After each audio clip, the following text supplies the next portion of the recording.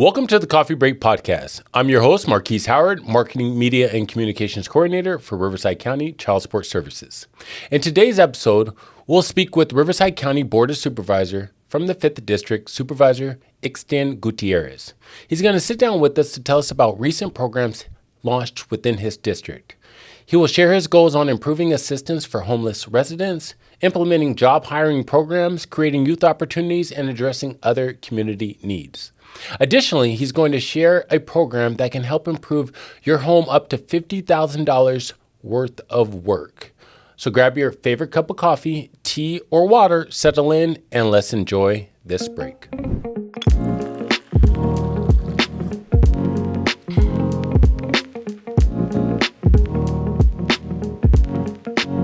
Hello, Supervisor. Thank you for joining us on today's episode of the Coffee Break Podcast. For those of the audience who are unfamiliar with your background and who you are, why don't you share exactly what does it mean to be the Supervisor of District 5? First, thank you for having me, Marquese. And I just want to get it corrected. You says Coffee Break Podcast? Coffee Break Podcast. Awesome. That's such a cool name. I'm so excited to be here today and share with you a little bit about my background and some of the services that we provide in the 5th District and how that relates to DCSS and how we can help families, right? So my background is I'm the county supervisor for the 5th District. So I help govern the county of Riverside with 4 of my other colleagues. And we help govern basically the 49 agencies of the county of Riverside: public health, DCSS, DPSS, sheriff, DA's office. I mean, all kinds of agencies that are part of the county. But my background didn't just start here as a county supervisor. I actually was a mayor for 7 years in the city of Moreno Valley. And then before that, I was a council member. But all the while, I was also a teacher, by the way.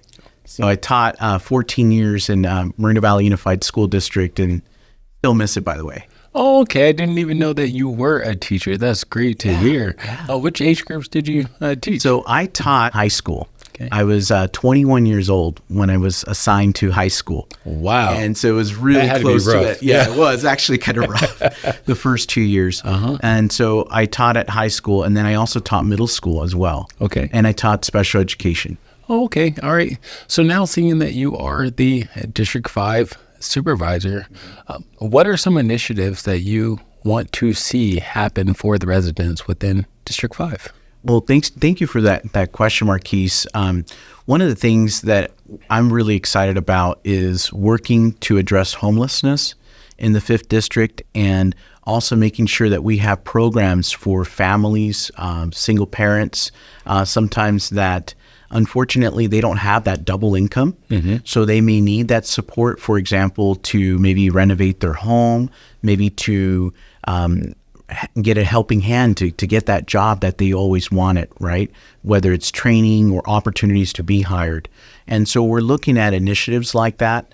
I think a lot of it has to do with my lived experiences and how I grew up and where I grew up, and that have really given me that passion, so to speak, to develop these programs. So I'd be happy to get into some of those if you like. Yeah, I sure would. You know, you mentioned homelessness, and exactly that's an initiative that you're looking at, fixing our homelessness problems within Riverside County, specifically within District 5. Yes. What are some programs or ideas or ways that you plan on fixing those issues? And one of the things I always say is we can help address it, right? Because not one program will be able to address all of homelessness, right? Because there's folks that are homeless because of lack of employment, lack of housing, substance abuse issues, or even mental health as well, or just life circumstances that were dealt to them.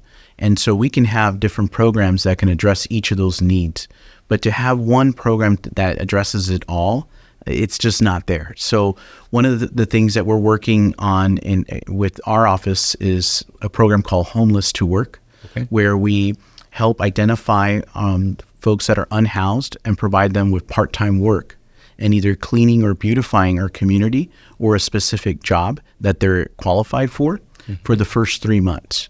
And then after that, we'll transition them to another district program that we have called Employer Connect, where we can actually get them a job hired with a company for another 3 months, working full time and getting paid full time. And so the county actually pays for these programs, and so they're free for the resident.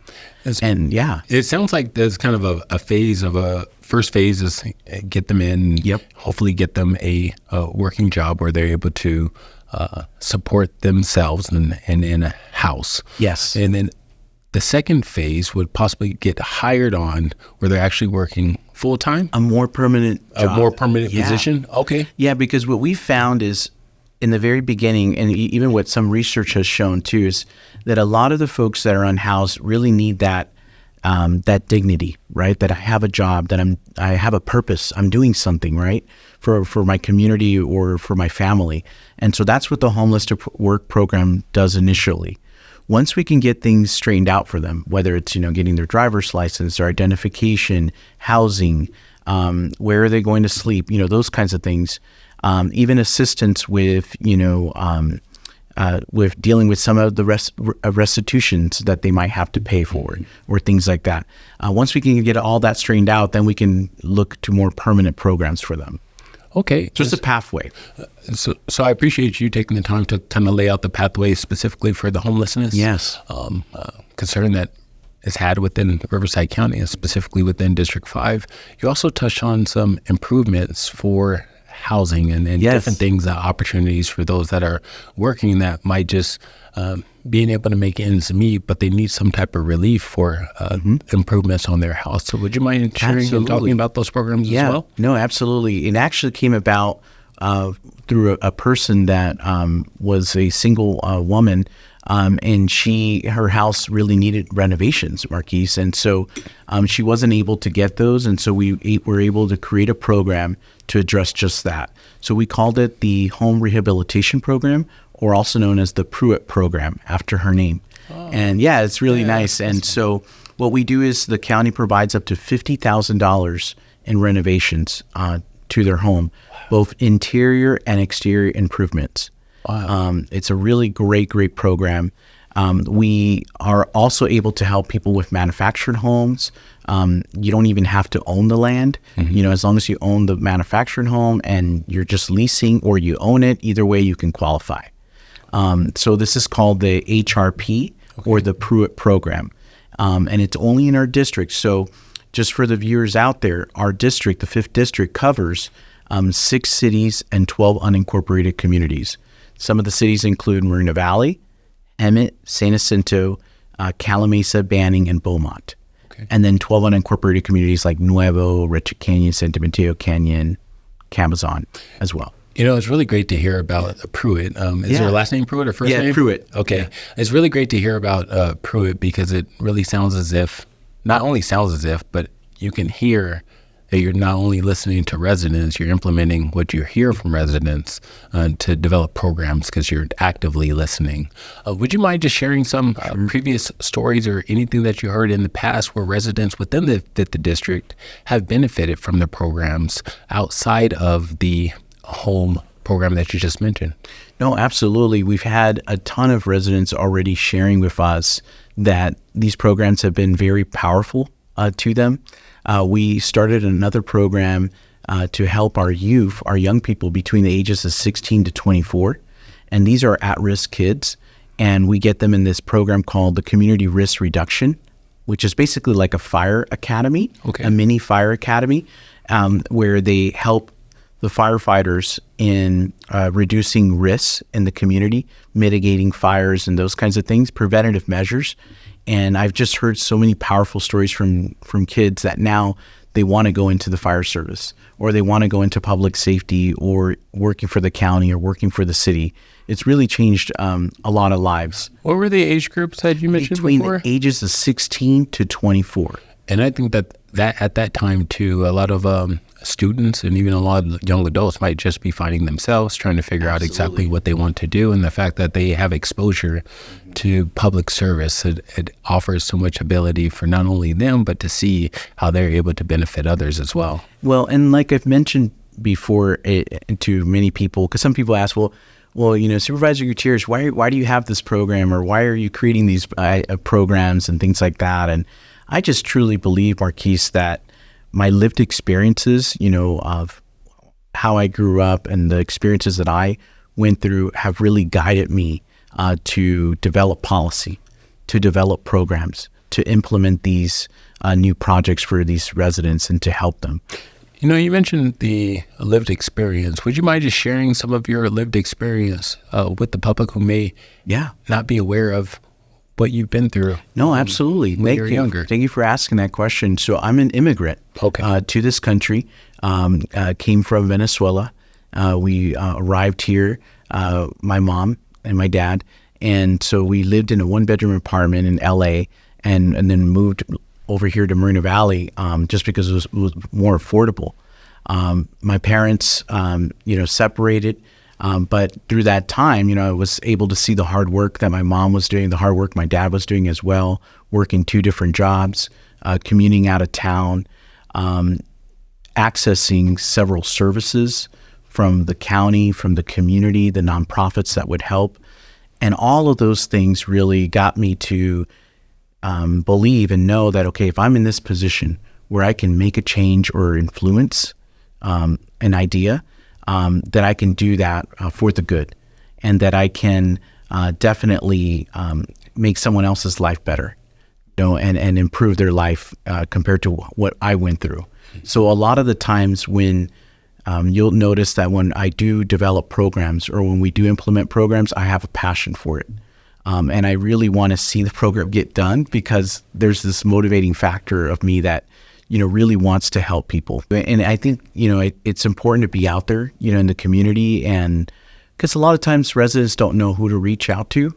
And if you have that knowledge, you can give them that information. We don't want to be like a big company where when people call for help, they can't get that help. Mm-hmm. So I'm really big on, and my staff is really big on providing that one-stop shop where we can try to help them, even though we may not have the specific answers to, like, let's say DCSS or public health. We know who to contact to get them that answer right away. For 2024, what are some of the highlights that you want to share and talk about over this past year? Some things that you're very proud of that happened in your district? Well, I'm really proud of many of the community engagement events that we've been out and about. We've gone through, we've actually been very active in almost actually all of our cities and 12 unincorporated communities, from doing movie nights for families, parents, doing concerts at the park, really bringing county departments together and bringing government to their fingertips and services. I'm very proud of that, just because I'm very community-based, very community-focused. And then I would say many of the initiatives, like the youth programs that we're launching. Also, we started a program called the Local Hire Initiative. A lot of our parents, unfortunately, have to commute out of town. In fact, 90% of the working residents in Riverside County commute to either LA or San Diego County or Orange County for work. And so if we can keep more jobs local, then that can benefit them, right? Especially you're talking about single parents as well. I mean, if they have to commute to Orange County or LA 2 hours one way and 2 hours back, they're coming home at 7 o'clock, 8 o'clock at night. That's not good, and especially, the danger zone for children between 3:30 to 6:30, making sure that we have a parent home or another adult is really important. So the program that we started is called D5, Hire D5. Okay. And that's where we incentivize local businesses to hire residents from the 5th District or from the County of Riverside.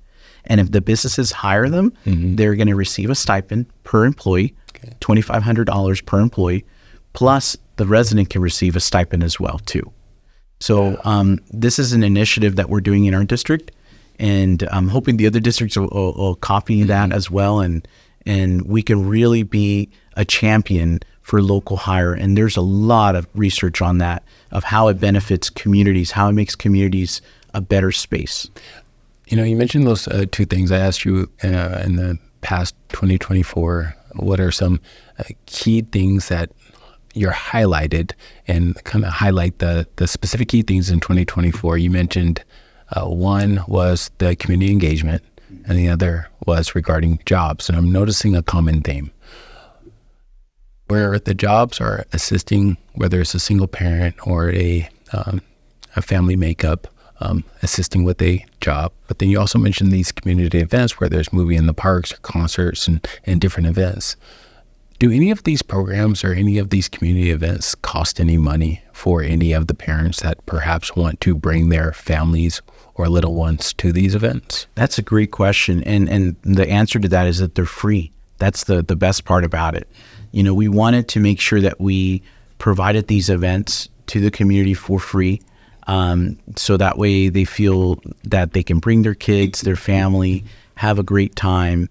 I think that when you start to charge, and then not all families are able to participate. So we wanted to make sure we made it equitable for all families. And I can't tell you so many times, Marquese, that I've been at events where people just tell me like, wow, I can't believe we've never had a movie night. We never had a concert at the park.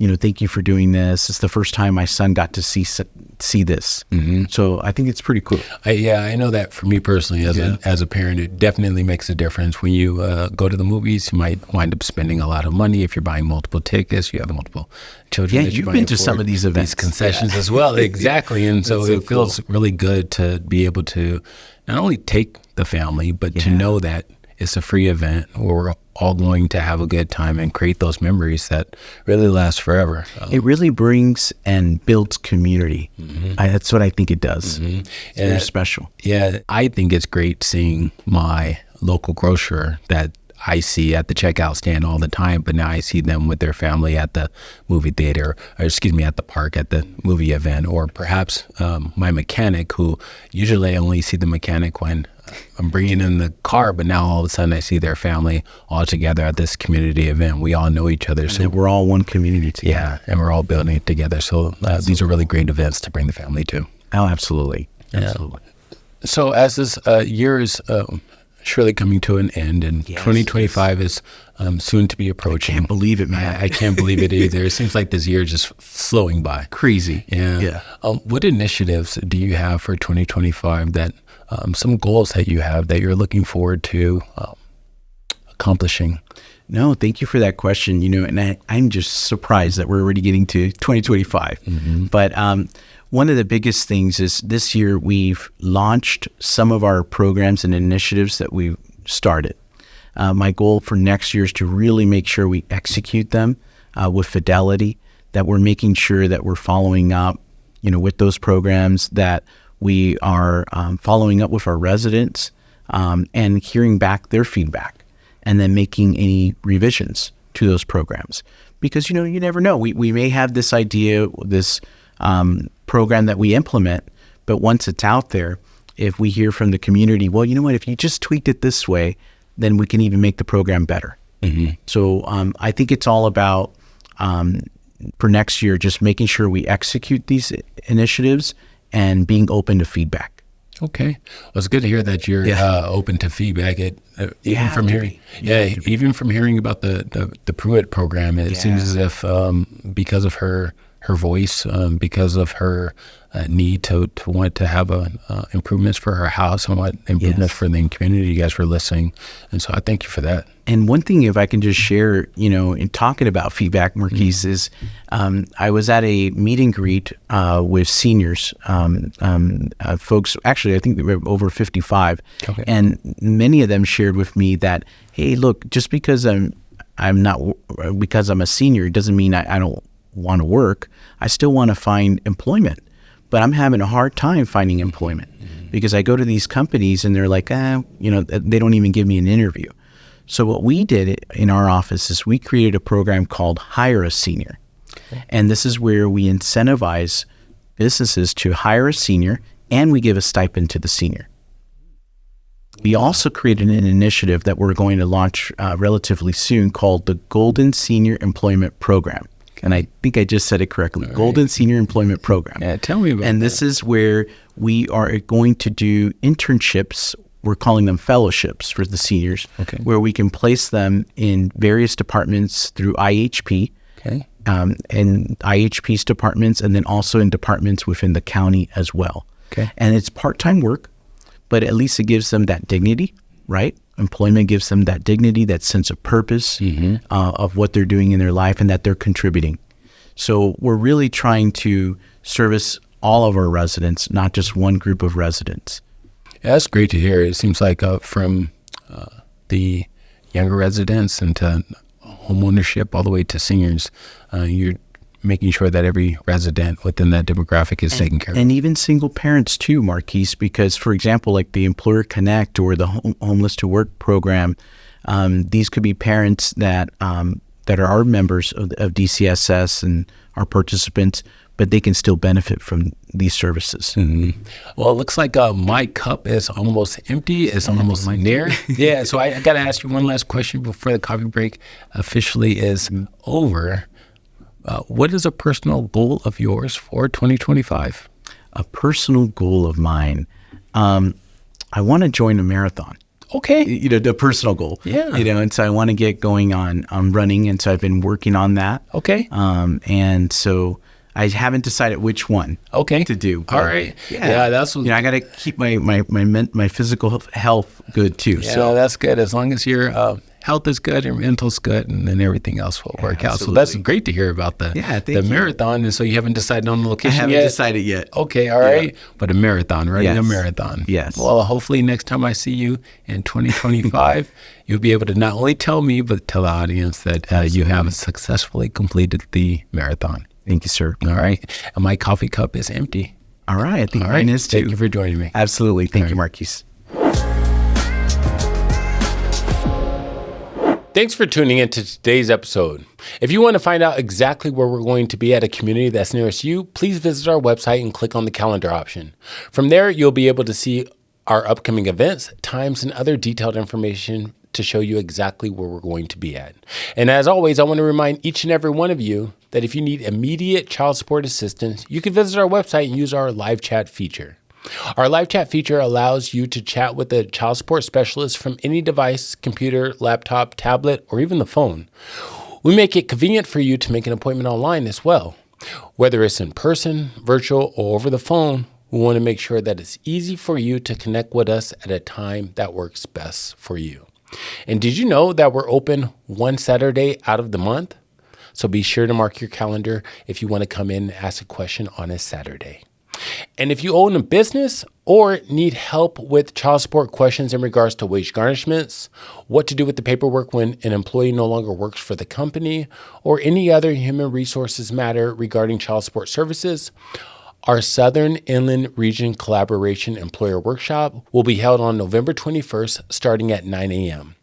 This workshop will be virtual, so be sure to visit our website to sign up and get more information. And thanks for tuning in, and see you at the next break.